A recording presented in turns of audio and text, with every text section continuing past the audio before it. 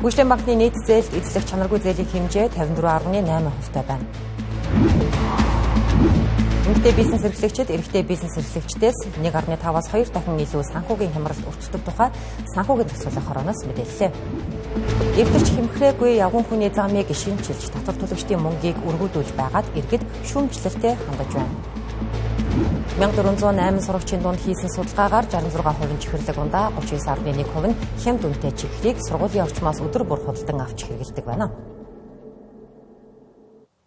Оройн төргөө үзэгчдээ Тэнгэр телевиз 7.10 мэдээллийн хөтөлбөрөөр эхлүүлж байна. Сая танилцуулсан болон бусад мэдээллийг одоо танд үзүүлнэ.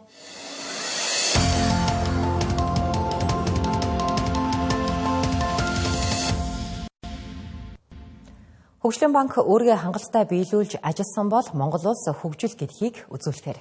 Гэтэл 2025 оны жилийн эцсийн байдлаар 2.3 их найз төгрөгийн зээлийг олгосон ч тал нь чанаргүйцчихсэн байна. Угтаа бол Хөгжлийн банк нь хөгжлийн хурдсгуур байх ёстой. Гэтэл сүүлийн хэдэн жил хөгжлийн тушаа болж ирсэн гэхэд хэлсдэхгүй. Энэ алдаагаа хэрхэн засаж залруулахаас шалтгаалж чанаргүй зээлийн тоо буурч том төслүүд эрчимтэй хөдлөж эхлэх юм. Сүүлийн 16 жилийн хугацаанд Хөгжлийн банкны санхүүжилтийн хэмжээ $7.7 их найт төгрөгт хүрчээ. Зарим 2017 оноос хойш 2.3 их найт төгрөгийн зээлийг олгосон байна. Гэтэл чанаргүй зээлийн эзлэх хувь нь 54.8% хүрчихсэн нөхцөлд хэвийн үйл ажиллагаа явуулах боломжгүй шахуу байдалд оржээ. Яагаад гэдэг учрыг нь харвал маш ойлгомжтой. Энгийнээр бодоход 100 төгрөгийн зээл өгөхдөө ядаж 120 төгрөгийн үнэтэй байр барьцаалах ёстой. Ингээд эргээд зээлээ төлөхгүй бол барьцаанд байгаа байрыг нь зарж зээлсэн мөнгөө буцааж авна. Гэтэл Хөгжлийн банк яг энэ зарчмын эсрэг ажилладаг. Өөрөөр хэлбэл барьцаа хөрөнгө хангалтгүй байхад ирээдүйд бий болох хөрөнгийг барьцаалж зээл алгаж байгааг аудитын тайланд дурдсан байдаг. Одоо Хөгжлийн банк 2.3 их найдын зээл байна. Тэрнээс бол одоо эрсдлийн сан байгуулсан бол 50%-тай.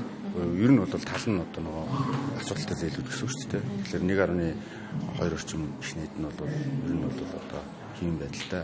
Ер нь бол зээлийн чанарын хувьд бол нэлээд муутсан байдалтай. Ухаан төсөл зээлч маань мөнгөөр суулгаагүй байвал энэ маань төлөгдөхгүй. Барьцаа хөрөнгийн хувьд бол тэдрэг одоо шинэ барьцаа хөрөнгөөр зээл иргэн төлөлтийг хангууллаа гэхэд барьцаа хөрөнгийн асуудлыг бас Хөгжлийн банк яах вэ гэдэг асуудал дахиад давхар гарч ин тийм үү. Тэгэхээр бид нар бол яг барьцаа хөрөнгийг гэдэг сурааж авах гэсэн илүүгээр мөнгө өрсөлдөөн нөлөөлж тийм тухайн зээлийг төлөвлөх. Тэр нь бол аль талтаа бол хамаагүй үүдтэй. Цар тахлын дараахан Хөгжлийн банкны чанаргүй зээлийн асуудал нийтэд ил болсон байдаг. Үүнээс болж сүүлийн жилүүдэд төсөл хөтөлбөрүүдийг санхүүжүүлэх боломжгүй байдалд орсон. Өнгөрсөн жил гадны зах зээлээс босгосон $500 сая талыг нь бондын дахин санхүүжилтэд зарцуулсан. Үүнээс үлдсэн $200 сая хэрэгтэй төсөл хөтөлбөрүүдэд санхүүжүүлэхэд зарцуулна гэсэн юм. Мөн Хөгжлийн банкны гадагшаа төлж байгаа зардал нь банкны дотоодод олж байгаа орлогоос даваад байна. Өөрөөр хэлбэл Хөгжлийн банк 10 төгрөг зарж 9 төгрөгийн орлого олж байна. Тиймээс хөрөнгийн дутагдлаас гарахын тулд энэ асуудлыг яаралтай шийдвэрлэх хэрэгтэй гэсэн юм. Өөрийн нэмэгдүүлээд дампуурлаас сэргийлэх үйл ажиллагааны тогтвортой явуулах эхний алхам хийж дараа нь одоо их усрын зардал болон зээл гаргахаар олж байгаа хүүгийн орлого өөрөөр хэлбэл ашигтай үйл ажиллагааны ашигтай байдлыг хангах чиглэлээр үйл ажиллагаа идэвхжүүлэх дараагийн алхам явна. Дээр нь нэмээд сая таны дурдж байгаа чанаргүй өнгөрсөн хугацаанд гаргасан зээлүүдийн иргэн төлөлтийг сайжруулах асуудал байна. Өнгөрсөн хугацаанд Хөгжлийн банкны одоо гаргасан зээлийг иргэн төлөөлж байгаа чиглэлээр маш их PR явагдсан. Гэтэл бодит байдал дээр яг чанаргүй зээл иргэн төлөвлөхөөс илүү хэвэн явж байсан томоохон зээлдэгч нараа харлуулах зээлийн шахаж төлөвлөх чиглэлээр үйл ажиллагаа явагдсан учраас бас энэ ашигтай үйл ажиллагааны ашигтай байдал алдагдсан байлээ. Тэгэхээр одоо энэ жилдээ багтаагаад Хөгжлийн банкны ашигтай ажиллагааны сэргээх асуудлыг зорж байгаа. 2011 оноос хойш Хөгжлийн банк эрчим хүчний салбарт $306.5 сая боловсруулах үйлдвэрт $475.3 сая. Харин дэд бүтцийн салбарт $607.3 сая санхүүжилтийг хийжээ. Харин өнгөрсөн жил Хөгжлийн банк бүтэц оронтойгоо 40% бууруулсан, мөн удирдах албан тушаалд халгаас хэлгээгч хийсэн байна. Гүйцэтгэх захирлаас эхлээд бүтэц бүрэлдэхүүний удирдлагыг шинжилсэн ч асуудлыг уг өглөөр гарна шийдэж байж ашигт ажиллагааг дэмжинэ. Энэ мэт асуудлыг энэ 7 хоногийн туршид эдийн засгийн хөгжлийн дэрэгдэх хөрөнгө оруулалтын эрх ашигыг хамгаалах төвд хэлэлцэж байна. Өнөөдөр хууль зүйн байнгын хорооны хуралдаанаар хүн худалдаалах гэмт хэрэгтэй тэмцэх чиглэлээр хэрэгжүүлж байгаа арга хэмжээний талаарх засгийн газрын мэдээллийг сонсох байсан. Харин гэтэл зарим гишүүдийн зүгээс хүн худалдаалах гэмт хэргийн асуудлыг эпштейний хэрэгтэй холбон асууж, улмаар эпштейнтэй нэр холбогдсон Монголын нөлөө бүхий улс төрчдийн асуудал бүр цаашлаад Дубайн гэрээний асуудал болон хувирлаа. Тэр бүхэл эпштейнтэй нэр холбогдсон Монгол улс төрчдийн асуудлаар нээлттэй сонсгол хийх дээрээ тултал асуудал өндрийг авлаа. Түрүү нэмэр хариулах юм уу? Уг нь байнгын хорооны хэлэлцэх асуудлын дараалалд эпштейнтэй холбоотой ямар ч асуудал багтаагүйч хүн худалдаалах гэмт хэрэг, бэлгэн мүлжилгийн асуудлаас эвтэйхэн дамжин энэ сэдв рүү гусаж орох урьдчилан бэлтгэгдсэн сценарын дагуу хурлын үйл явц цааш өрнөлөө гэх хардлага яг харахгүй ажиглагдлаа. Ингэж хардагч үндэслэлтэй. Яагад гэвэл энэ сэдвээр асуулт асууж үг хэлсэн гишүүдийн урьдчилан бэлтгэгдсэн байдлаас энэ бүхэн нотлогдсон. Тэр тусмаа хурлын хэлцэх асуудалд байгаагүй эпштейний асуудлыг хөндсөн гишүүд нь зандан шатрыг огцруулах санал хураалтад оройлон оролцож байсан оюун эрдэнэ талын улс төрчид байсан нь ихээхэн хачирхалтай байлаа. Иргэн сануулбал одоогоос 4 хоногийн өмнө ерөнхий сайд асан оюун эрдэнэ энэ асуудлаар засгийн газрын тэргуунд асуулга тавиад байсан юм а. Америкийн нэгдсэн улсын төрийн департаментийн вебсайт дээр манайтай холбоотой манай зарим улс төрчдийн нэр гарч ирээд байгаа. Тэн дээр ингээд Монгол охтуудтай цагийн өнгөрөөх энэ ингээд ийм бичвэрүүд ингээд явагдаад байгаа байхгүй. Энийг шалгаж үтсэн юм байгаа юу ганчлуундраа. Тэгээ энэ үйл ажиллагаагаар дамжаад манай бас уулуурхан бодлого, эдийн засгийн нөхцөл байдал энэ төр лөө бас нөлөөлдөг зүйлүүд байд юм байна гэж харагдахаар байлаа шүү дээ. Тэнд маш олон манай эдийн засгийн суур мэдээлэлүүд дурддагдаад байна. Зарим ордуудын нэр. Эпштейний файлын хамгийн санаа зоож байгаа зүйл нь энэ бол зүгээр нэг урлаг соёлын од дунд биш. Манай улс орны үзэгнийх нь үзүүрээр том асуудал шийдэгддэг юм албан тушаалтан хүмүүсийг янз янзын эвгүй байдалд оруулж агаад бичлэг, дүрс бичлэгийг авж агаад үүнийгээр нь дамжуулж дарамтлаж агаад янз янзын шийдвэр гаргуулсан биш үсттэй гэдгийг шалгаад байгаа юм байна. Тэгэхээр энэ бол зөвхөн хүн наймаал хүн худалдаалах гэмт хэрэгээс бүр давсан том асуудал болчиход байгаа. 3 сарын өмнө Australian Financial Review гэдэг сэтгүүл дээр бас нэг ноцтой мэдээлэл гарчээ. 2026 оны 2 сарын 10-ны өдрийн мэдээ. 2013 оны үед оюу толгой зогсон байдалд орцсон 2 жилийн дараа Дубайн гэрээ хийгдэх яг энэ цаг мөчид элбэг дор ерөнхийлөгч Эпштейнтэй уулзсан. Мөн Австралийн ерөнхий сайд асан Кевин Руд, Израилийн ерөнхий сайд асан Эхуд Барак, Норвегийн ерөнхий сайд асан Киел Бондвик нарын дэмжлэгтэйгээр эпштейний холбоотой дэмжлэгтэйгээр буцаад энэ дээр оюу толгойн асуудал нэлээд хөндөгдсөн талаар маш дэлгэрэнгүй мэдээллийг Australian Financial Review 3 сарын өмнө гаргасан байна. Одоогоос 12 жилийн өмнө тэр Дубайд болсон морин уралдааны нэг пледийн үнэ 23 сая төгрөг Монгол төгрөгөөр. Манай эрх мэдэлтэнгүүд очиж үзсэн байгаа шүү дээ. Дубай нөлөө бүхий этгээдүүдтэй Jeffrey Epstein-ийн жуулчлалаар 12 жилийн өмнө гэхээр 14 он 15 онд Дубай гэрээ байгуулагдсан шүү дээ. Эпштейний гэдэг асуудал энэ дээр үндэсний аюулгүй байдлыг хангах талаасаа ч тэр дотоодын аюулгүй байдлыг хангах талаасаа ч тэр энэ улс орныхоо нэр төрийг хамгаалах чиглэлээс ч тэр аль алиас нь үзэхэд бид бол холбогдох байгууллагуудын оролцоотой ажлын хэсэг байгуулж өргөтгсөн маягаар ажиллаж энэ олон яригдаад байгаа асуудлууд дээр мэргэжлийн экспертүүд мэргэжлүүдийг оролцуулах замаар тодорхой хугацаанд нарийн дүн шинжилгээ хийж бодиттой мэдээллүүдийг олон нийтэд өгнө. Бүдгэрч мартагдах янзтай болоод байсан Эпштейнтэй нэр холбогдсон Монголын нөлөө бүхий улс төрчдийн асуудал дахин өндрийг авсан цааш шалтгаан ихээхэн сонирхол татаж байна. Магадгүй уг асуудалтай холбоотой шинэ ноцтой баримтыг олж авсан учраас энэхүү оюун эрдэнэ талын улс төрчид хөдөлгөөнд орлоо гэх таамагч байна.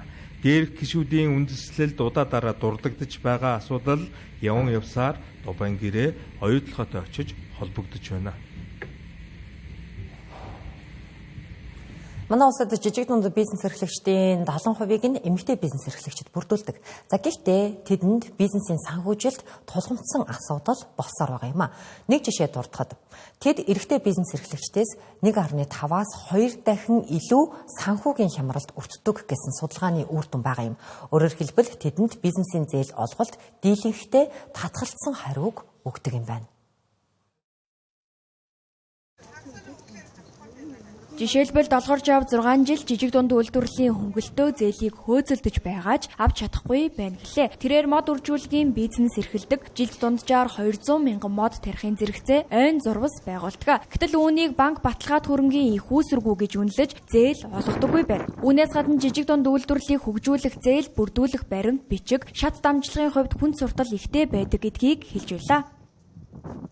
Одоо үржүүлгийн газрын маань үнэлэхгүй хүлэмж тэр их мод байжтэй тий тэр их том талбай дээр зөндөө юм хийц тэр хүлэмжнээс авахгүйлаад тэр хашаа байшин за тэр юунуудыг ерөөсөө үнэлдэггүй шинээр орж иж байгаа гадаа дотоодын маш их тийм автомат тоногдох хөрөмжүүд байна бүрэн автомат хүлэмжүүд байна тэр 100 хэдэн саяын тий 4-500 саяын юмыг манайх мод үржүүлэг дээр би аваад тавих ямар ч боломжгүй энийг ингээд төрөөсөө дэмжиж бид нарт одоо шууд ингээд зээлэр ч юм уу хөнгөлтөө нөхцөөр олох юм бол бид нар тэрийг аваад жилдээ те будаар хаяж 10 сая тарьцуулгыг гаргах юм бүрэн боломж байгаад байгаа байхгүй. Банкнаас бизнес эрхлэгчдэд олгосон зээлийн үрийн үлдэгдэл 10.2 их найд байна. Зээлдэгчийг хүүсээр нь авч үзвэл 57%-ийг эрэгтэй бизнес эрхлэгчид, үлдсэн 43%-ийг эмэгтэй бизнес эрхлэгчид эзлэж байгаа юм а. Мөн банк бус санхүүгийн байгууллагуудын олгосон нийт зээлийн 20%-ийг л эмэгтэй бизнес эрхлэгчид авчээ. Эдгээр тоо баримтаас харахад бизнесийн зээлийг эмэгтэйчүүд төдийлөн хангалттай авч чадахгүй байгаа нь харагдаж байна. Эмэгтэй бизнес эрхлэгчид хөнгөлтөө зээл дэмжлэгийг авч чаддаггүй нэг шалтгаан нь зээлийн тогтолцоотой холбоотой гэдгийг санхүүгийн зохицуулах хорооноос тодтогч байна. Товчхондоо бол манай улсад жижиг дунд үйлдвэрлэлийг дэмжих зээлүүд тогтсон шат дамжилгаар бус олон төрлийн сан төслөөр дамжин замбраагүй олгогддог. Тийм ч учраас жижиг дунд үйлдвэрлэлийг дэмжих зээлийн тогтолцоог сайжруулах шаардлагатай гэлээ. Нөгөө дээгүүр эмэгтэй бизнес эрхлэгчдийн талаарх судалгаа мэдээллийг сайжруулах, ямар дэмжлэг шаардлагатай байгаад нарийн тооцоолол хийх хэрэгтэйг салбарын экспертүүд хэлж байна.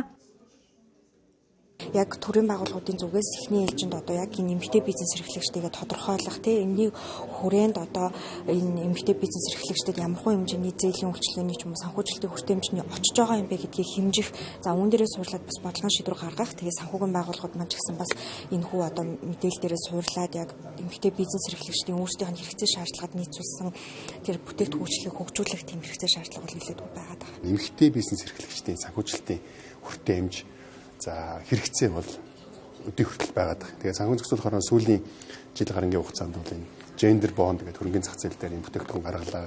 За тодорхой томоохон банкуд бол энэ gender bond-ыг Монголын хөрөнгөний зах зээл дээр гаргаж за 300 гаруй эмэгтэй бизнес эрхлэгчдийн үйл ажиллагааг дэмжлээ. За эмэгтэй бизнес эрхлэгчдийн V-код гэдэг дэлхийн энэ том санхүүгийн код тийм юу санаачлагт Монгол улс одоо Аз ТV-с манлайлж ингэж оролцлоо. Дээрх асуудалтай холбоотой гендерт суурилсан хүртээмжтэй санхүүжилтийн тогтолцоог нэвтрүүлэх олон улсын хурал манай улсад зохион байгуулагдаж байна. Энэхүү хуралд олон улсын санхүүгийн хүртээмжийн нийгэмлэг болон 40 гаруй орны санхүүгийн зохицуулагч байгууллагын төлөөллүүд оролцож байна. Хурлын үр дүнд гендрийн мэдрэмжтэй санхүүжилтийн тогтолцоо болон хяналтыг сайжруулах эерэг үр дүн гарна гэдгийг салбарын мэргэжилтнүүд онцолж байлаа.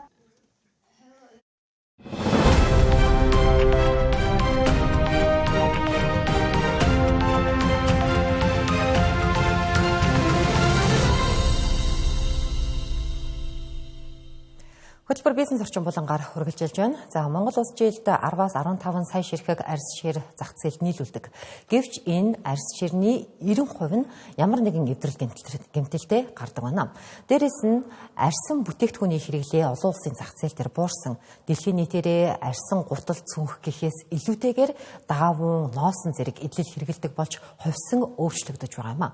Тиймээс энэ салбарын ирээдүй хэрхэн яаж хувьсан өөрчлөгдөж байгаа, энд ямар асуудлууд тулгамдж байгаа талаар бид бизнес эрхлэгчдээс тодруулсан юм. Арьсны салбарын хувьд бол өөрийнхөө онцлог маш их хаягдлууд бий болгодог. Байгаль орчны болон байгаль орчинд хаягдал дотроо шингэн хатуу хаягдал гэж байна. За хүмүүс мэддгээр нь бол нөгөө бохир ус бохирдол төв цэвэрлэх рүү туул руу ус хаяж ийн гэд энэ маань өөрөө бохир усны менежментийн асуудал. За нөгөө талдаа хатуу хаягдал гээд бараг 1 тонн арьсыг боловсруулахад 250 кг нь л савь болж гарч ирдэг жингээр. За үлдсэн 750 кг-ийн хатуу хаягдал болж байна. Тэгэхээр бид энэ хоёр менежментийг шийдчихэж арьс ширний үйлдвэр тогтвортой хөгжинэ. Энэ зөвхөн Монголч биш, гадаадд Италид одоо Туркид бүх салбарт ийм байгаа даа. Бусад энэ хөгжиж байгаа улсууд маань энийг маш сайн зохицуулж байна. За тэгэхээр Монгол улс өнөөдөр яг хуучин яагаад гэсэн бэ гэхээр энэ сүүлийн 10 жилд бол энийг үйлдвэрийн ачаа болгоод үйлдвэрийн хариуцлага болгоо хийцэн. Тэгээ нөгөө тогтолцоо дундын менежмент, нөгөө дундын цэвэрлэх боломжийн ингээд бодлогоор дэмжихийн оронд ер нь бол орхигдуулсан гэсэн. Тэгэхээр одоо эргүүлээд одоо Эмэлт парк нүүх хүртэл 2-3 жилийн хугацаанд энэ үйлдвэрүүдийг яаж тогтвортой үйл ажиллагаа явуулах, ашигтай үйл ажиллагаа биш те. Тогтвортой үйл ажиллагаа явуулах нөхцөлийг нь бүрдүүлмээр. Тэгэх юм бол үйлдвэрүүд өөрсдөө тогтвортой яг үйл ажиллагаа явуулаад гэх юм бол хүчин чадлаа нэмэгдүүлээд эхэлнэ. Энэ дээр бол нөгөө байгаль орчны одоо үнэлгээг гаргах асуудал байна. Байгаль орчны үнэлгээг жишээлбэл нийслэлийн болон энэ яамны юун дээрээс одоо шинэ гарсан журмаар гаргаж өгөхгүй болчиход байгаа. Гэхдээ энэ асуудлыг бид нэр хөөцөлтөд байгаль орчны яарад ярилцаад Эмэлт рүү нүүлгэн шилжүүлэх хүртэл гаргахаар одоо бас ажиллаж байгаа. За хоёрт нь энэ хатуу хэвлэлийн менежментийн маш яралтай шийдэж өгнө. Яг сүүлийн 10 жил ер нь бол ингээд бүх одоо асуудлуудыг үйлдвэрүүдэд хариуцсан. Одоо түүхийдийн гэмтэл үйлдвэрийн асуудал юм шиг олон нийтэд ойлголттой болсон. Үйлдвэрүүдийн арьсыг авахгүй байна гэдэг үг. Тэгэхээр нийт арьсны 90% гэмтэлтэй байдаг тийм. Яаж чанар муутай гэмтэлтэй арьснаас бүтээгдэхгүй юм бэ? Тэгэхээр яг энэ үйлдвэртэр одоо жишээ нь түүхэн дээр юм. За цэвэрлэх боломж гэхэд дундын байж энэ чинь ашигтай үр өгөөжтэй байхад үйлдвэр болгон өөрсдөө өрсөлдсөн цэвэрлэх боломжоо байгуулагдсан. За тэгэхээр энэ болгон дээр одоо гарч байгаа жишээлбэл тэр хатуу гэгдэл дээр нь менежмент нийслэлийн зүгээс яаж энийг одоо түр хугацаанд зохицуулт хийх вэ? За энэ галийн асуудал дээр мал эмнэлгийн ерөнхий газар болон галийн ерөнхий газараас яаж энийг галийн бүрдүүлэлт мэдээллүүдийн гацаахгүй одоо хурцтай явуулах уу гэдэг талаас нь дэмжиж байгаа. За нөгөө талдаа энэ тогтвортой үйлдвэрлэл гэж төрөө ярьлаа. Энийг яг зайлшгүй одоо арьсны салбарыг сул чөлөөтэй хаягхээс илүү зөв зохицуулт хийх хэрэгтэй. Тэгэхгүй бас нөгөө далд эдийн засаг за татвар төлбөрөө одоо шудраг бус өсөлтөгч хүмүүс байна гэдгийг бас гишүүн байгууллагууд маань хэлээд байгаа. Тэгэхээр энэ тал дээр нь бас төр засгийн зүгээс хуулиа дээдлсэн стандартын дагуу байгаль орчноо бохирдуулахгүй үйл ажиллагаа явуулж байгаа эднэрийг илүү дэмжих, бусдыгаа ч гэсэн ийм төвшөнд ажиллахыг шаардлагыг зохицуулт хийх юм. Монгол банк 2026 оны 4-р сард 1057.7 кг, оны эхнээс өссөн дүнгээр нийт 4.3 тонн үнэт металл, үүнээс Дархуул аймаг дахь Монгол банкны салбар 124.2 кг, харин Баянгор аймаг дахь Монгол банкны салбар 1020.3 кг үнэт металл худалдан авсан байна.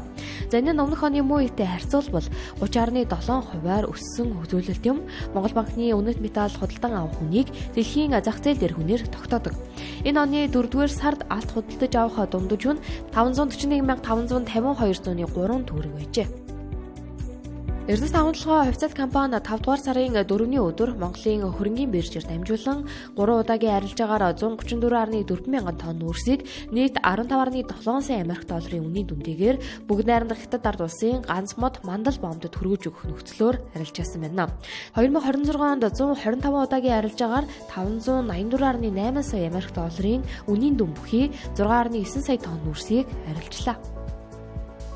4-р сарын 1-ээс 30-ны өдрийн хооронд Тянжин бомтоос Ирээн замын өд чиглэлд нийт 53 галт хэрэг гарсан байна. Тянжин төмөр замын өртөөнд Монгол руу явахаар хүлээгдэж байгаа 1800 орчим чиглэг байгааг Монголын Тээвэр зууршлагчдын нэгдсэн холбооноос мэдээллээ.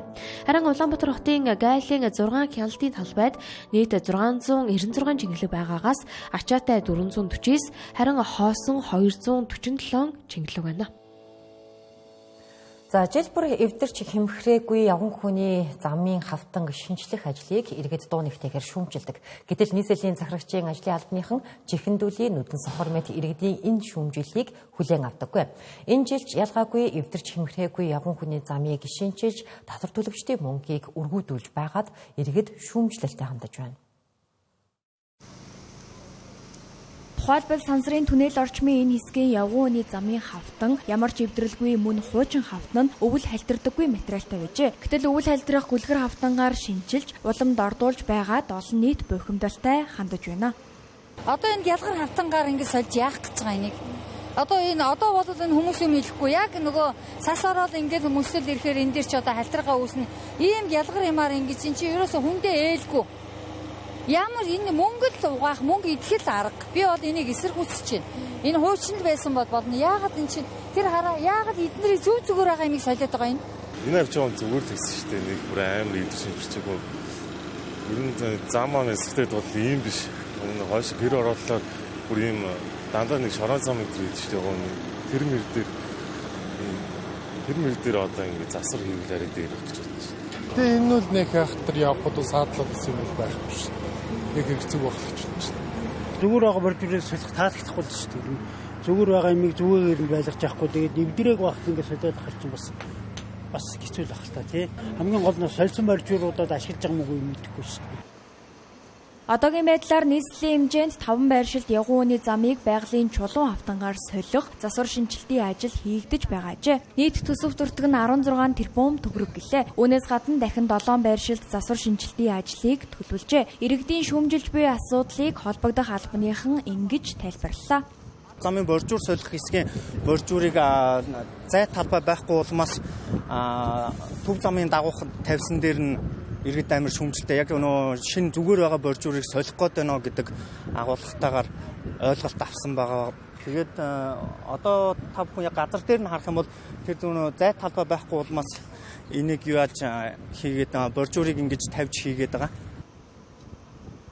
Гэр хорооллын гудамж талбайд хүн явах аргагүй шороонд дарагдсан замууд олон. Тухайн эсгүүдэд явгууны зам хэрэгцээтэй байгааг иргэд хэлж байлаа. Гэтэл хотын төвдөө хэдхэн байршилд ямар ч асуудалгүй явган хүний замын хавтанг хуулж, дахин шинээр хийж мөнгө угааж байна хэмээн иргэд шүүмжилж байлаа. Үүнээс гадна эвдэр чимхрээгүй хуучин хавтангуудаа юунд ашигладагт нь хяналт байхгүй байгааг иргэд хэлж байна. Нөгөө дээгүүр засварын ажил хийж буй компаниуд хугацаанд дуусгадаггүй, эсвэл чанар муутай хийдэг гэдгийг ч илэрхийлж байлаа. Үүний ганцхан жишээ бол он дамнан хийгдэж буй инх тайвны өргөн чөлөөний явган хүний зам юм а.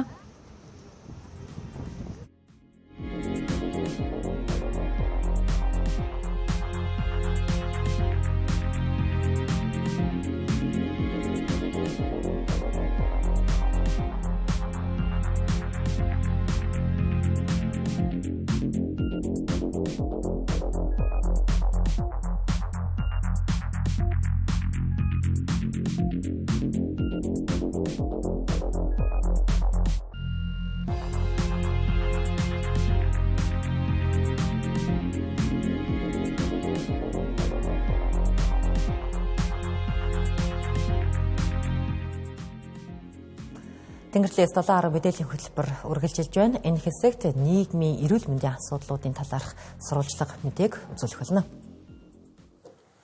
За Монголын эрүүл мэндийн салбарын 20 жилийн дараах дүр төрхийг өнөөдрийн таргалалт чихрийн хэрэглээ шүдний цорлын судалгаа харуулна. Бага насны хүүхдүүдийн дундах таргалалт шүдний өвчлөл аюулын харангад илдэх хэмжээнд хүрчгээд байгаа. Одоо л зэгцлэхгүй бол чихрийн хит хамааралтай таргалалт дунд нийтээрээ живж магадгүйг олон судалгааны үр дүн мөн салбарын мэргэжилтний амнаас гарч байгаа үг баталж байна. Монгол хүүхдүүд дэлгүүрт орохдоо хамгийн түрүүнд ундаарав гарan тэмүүлдэг, харин Япон хүүхдүүд ногоон цай зэрэг эрүүл хүнс авдаг. Энэ бол монголчуудын дундах сахарын хэрэглээ ямар түвшинд байгааг харуулах бодит жишээ юм. Нөгөө монгол хүүхдүүд эндээс очсон хүүхдүүд чинь ундаа л аваад ресторанд өндөр үнэтэй юунд ороод ундаа, кола, фанта гэл спрайт гэл аваад ээж аавах нь идэж уусан хоолны юунаас хүүхдүүдийнх нь уусан ундаа нь маш өндөр төлбөр. Тэгээ миний нэг Японоос хэлж ирсэн баг. Монгол хүүхдүүд ямар амар ундаа уудаг. Тэгэхээр өдөр болгон бид нэр талах авах хэвээр. Өдөр болгон одоо бид нар ногоогоо авах хэвээр. Өдөр болгон сүүгээ авах хэвээр. Яг тэрүүн шиг ундаа нь бүр дадал болцсон байхгүй. Сагсаавлал бол баг хамгийн түрүүнд ундаагаа авчиртай байд. Хүүхдүүдийн дундах шүдний цорол 86.2% гарчээ. За 10 хүүхдийн шүдийг үзэхэд ганц л хорхоогүй цэвэр шүдтэй байна. Ингээд 15 сургуулийн 1408 сурагчаас судалгаа авахад 66% нь чихэрлэг ундаа, 40% нь хямд үнэтэй чихрийг сургуулийн орчмоос авдаг гэж хариулжээ. Өөрөөр хэлбэл монголчууд өөрсдөө хүүхдүүдээ чихрээр угжиж өсөх бодлого хэрэгжүүлж байгааг харуулж байна. Яагаад хүүхдүүдийн манд тархалтын ус нэмэгдээд байна гэдээ үзэхэд бол одоо чихэрлэг ундааны хэрэглээ 7 хоногт 3 буюу түүнээс дээш ууж байгаа хүүхдүүдийн хувь бол 42.2% байна. Чихэрлэг хүнсний худалдаа одоо контиг буюу төрөл бүрийн одоо сахарын хагалмж өндөртэй хүнсний хэрэглээ бол 44.9% байгаа болохоор энэ маань одоо хүүхдүүдийн тархалтанд илүү нөлөөлж байна гэсэн юм үр дүнгууд бол гарсан байгаа. За тиймээс ерөнхийлөгчийн санаачилсан эрүүл Монгол хөдөлгөөний хүрээнд хийгдэх ажлууд ийш чиглэж байна. За хүүхдүүдийг өдөө хатгаж байгаа чихрийн агуулмж өндөртэй бүтээгдэхүүний сурчлагаанаас эхлээд импортоор орж ирж байгаа бүтээгдэхүүнд татварын бодлого хэрэгжүүлнэ гэлээ. Хизээж Улаанбаатарт байдаггүй чихэрнүүд баруун аймагуудаар, зүүн аймагуудаар байдаг. Ингээд нэг юм өөр байгаад байгаа байхгүй тий. Тэгэхээр энэ дээр бас импортын тухай хуулийн дээр бид нэр заавалчгүй хяналттай байх, дээрэс нь өөрчлөлт оруулах заавалчгүй шаардлагатай байгаа. Жүжигчдээ өөр одоо инфлюенсерүүд байна, за дуртай Google-тэй баатрууд байна. Тэдгээрийг ашиглаж хүүхдэд одоо зөвшөөрөгдөөгүй эрүүл бус хүнсний бүтээгдэхүүн бол одоо сурталчилж байгаа, борлуулж байгаа ийм асуудлууд бол маш өндөр байна. Энэ маань эргээгээд ямар ч хяналтгүй, зохицуулгагүй, хариуцлага үүрэх юм байхгүй. Ийм байдалтай явж байгаа. Тэгэхээр энэ дээр бол эрүүл Монгол хүн бол чиглэн ажиллаж байна. За Октоо бол сургуулиас 150 метрийн зайд хит их чихрийн агуулмжтай бүтээгдэхүүн зарахыг хориглодог. За энэ бүтээгдэхүүний жагсаалтч цагаан цаасан дээр хараар бий. За гэвч энэ гуйл болцоход удаж байна. За үүнийг цэгцлэхээс эхлээд ажлууд хийгдэх юм байна. Хүмүүс хүүхдээ эрхлүүлж байгаа нь ингээд хит их сахарын агуулмжтай бүтээгдэхүүн авч өгдөг нь зөв үү буруу юу? За мөн худалдаалагдж байгаа хит өндөр сахарын агуулмжтай бүтээгдэхүүнүүдэд ямар хяналт тавих ёстой юм бэ гэдэг дээр бид иргэдийн байр суурийг сонссон юм а. Дэлгүүр дээр ч тэр нөгөө ингээд аль болох орж ирж байгаа гарал үүсэл нь тодорхой. Тэгээ хугацааны хувьд ч гэсэндээ тэр шаардлага өндөр байлгасаа л гэж боддог. Аль үжээ хугацаанд дуусчихсан юм зараал тэг хямдруулсан нэрээр зараа нэг дээр нэг хүнийг энтергээд зардаг. Тэр бол айгүй буруу. Тэгээ хүүхд бол угаасаа л гялхар юмд л хууртна. Тэгээ эцэг нөгөө талдаа уус бас нөгөө хариуцлагаа сайн хуваад хяналтаа сайн тавьж явах болохгүй байх гэж боддог ялцсан ч. Хэлээр орж гарч байгаа юмнуудаа сайн хянах нь өөрөө усын доктортой байдал гэж боддог шүү дээ. Нийлэх үед нь одоо дэлгүүрт зарагдж байгаа бүтээгдэхүүнүүдийн сахарын хэрэглээг хянуул илүү үр дүнтэй юм болоо гэж боддог. Тодорхой стандарт гаргаад тэрийг мөрдөж бол зүгээр юм болов уу гэж боддог. Өөрснийхөө идэж ууснаас ч хордоод байгаа хгүй монголчууд бид нэр өдөр том жижиггүй. Энэ их ундааг ер нь бол энэ доторх сахарын хэрэглээг нь коло, энэ спрайтын бүх төрлийн ундаанаас л одоо сахарын багасхаар байдаг юм уу гэд. Тэгээд энэ гаднаас орж ирж байгаа ундаануудыг бас хянах хэрэгтэй. Дараагийн мэдээ. За манай улсад жилд дунджаар 50-аас 60 мянган хүнд цус тусам бүтээгдэхүүн хэрэглэж байгаа юм. Харин Улаанбаатар хотын замын төвжирлээс үүдээд яралдаа тусламж шаардлагатай олон хүний амь эрсдэх тохиолдол цөөнгүй гардаг. Өнөөдөр Монгол улс олон улсын ротари клубүүдийн тусламжтайгаар дроноор цус тээвэрлэх боломжтой болж олон хүний амийг аврах нөхцөл бүрдлээ. Монгол улсад цус цуглуулалт болон цус тусам бүтээгдэхүүний хэрэглээ жилээс жилд нэмэгдэж байна. 2015 онтой харьцуулахад цус цуглуулалт 26 мянган нэгж байсан бол 2026 онд 46 мянга болж 2 дахин нэмэгдэжээ. Дроноор цус тусам бүтээгдэхүүн тээвэрлснээр хүний амь авраа зогсохгүй, санхүүгийн болон ажиллах хүчний асар их хэмнэлт болно гэдгийг холбогдох албаныхан хэллээ. За тээвэрлэлтийн хувьд бол маш олон одоо шинэ давуу талууд үүсэж байна л да. Нэгдүгээр бид нар одоо жишээ нь ингээд тооцоолж үзсэн судалгаанууд байдгийг. Нэгдүгээр эхний хагасаас одоо манад ирээд цусаа авах энэ процесс дээр бол нэг жолооч, сувилагч бол оролцож байна те. За мөн дээрэс нь энэ замд ойролцоогоор бол ирж очихын 1 цаг орчмыг одоо зарцуулдаг байгаа. Тэгэхээр дроноор тээвэрлж байгаа үед бол нэг 10 минут орчмыг бол ингээд тээвэрлж байгаа нь яаралтай одоо цус хэлбэлтэнд бол маш онцгой ажилбагдлыг бол үзүүлж байна. За дээрэс нь нөгөө 2 хүний маань ажлын бас ачаалал дээр бас одоо ажлын ачааллыг бууруулах, тэнд одоо бусад ажлаа одоо зохицуулах хэмжээний ийм давуу талууд үүсэж байна гэсэн үг. Одоо санхүү эдийн засаг ажлын ачаалал талаас бол давуу байдлууд бол үүсэж байна гэж үзэж байгаа. Энэхүү төслийн хүрээнд жилд 500-аас доошгүй удаа дроноор цус тээвэрлэх, 25 хүртэлх эмнэлгийг хамруулах, эмнэлгийн ажилтнуудад сургалт зохион байгуулахаар төлөвлөжээ. Мөн өвлийн хүйтэн нөхцөлд ажиллах дроны технологиг дотооддоо сайжруулах зорилтыг тавьсан байна. За манай энэ дрон маань бол Монгол Японы хамтарсан одоо үйл ажиллагаанд шинжлэгдэж сайжирч байгаа дроны технологи байгаа. Тэгэхээр 23 онд анх үйл ажиллагаа явуулаад ингээ 2 жил үйл ажиллагаа дараалаад явхад бид нар эхний жилдээ гарсан дутагдлууд дээр шинжилж шинэ технологийн сайжруулж Японы компанитайгаа хамтран улам сайжруулад явсан байгаа. Тэгэхээр за тодорхойлж ярих юм бол жишээлбэл эхний жилд бид нар 11 сар 12 сард үйл ажиллагаа явуулахад бол тодорхой зарим эд ангууд нь хөлдөж хэлбэр нь гажигдсан юм уу эсвэл хоёрдугаарт нь батарейных нь ажиллагаа нь муудсан гэх юм иймэрхүү асуудал байдаг байсан. Хоёр дахь жилээсээ бид тэрэн дээр ажиллаад илүү сайн болгоод ингээд явж байна. Тэгэхээр бид жил ахих тусмал дрон Монголын нөхцөл байдалд таарсан урт хугацаанд ашиглах илүү хоод нисдэг, илүү аюулгүй байдлаар нисдэг аюулгүй ажиллагаа нь сайжирсан ийм технологи болж хөгжиж байна. Уг төслийг Хүрээ Ротари клуб санаачлан Монгол Японы байгууллагууд хамтран хэрэгжүүлж Японы JICA анхны санхүүжилтийг нь олгожээ. Энэ хүрээнд дроны нисгэгчдийг бэлтгэх, нислэгийн маршрутыг тогтоох, иргэний нисхийн байгууллагын нислэг, тээвэрлэлтийн зөвшөөрлөлтийн тогтолцоог бий болгох зэрэг цогц арга хэмжээг авч тогтолцоог бүрдүүлсэн байна. Мөн Монгол, Япон, Тайван, Сингапурын ротаричууд нэг сэтгэлээр хүч нийлүүлэн цуглуулсан хандвар хэрэгжиж байгаа энэ төсөл нь амжилттай хэрэгжин олон хүнд бодит тус хүргэнэ гэдэгт итгэлтэй байгаагаа төсөл хэрэгжүүлэгчид хэллээ.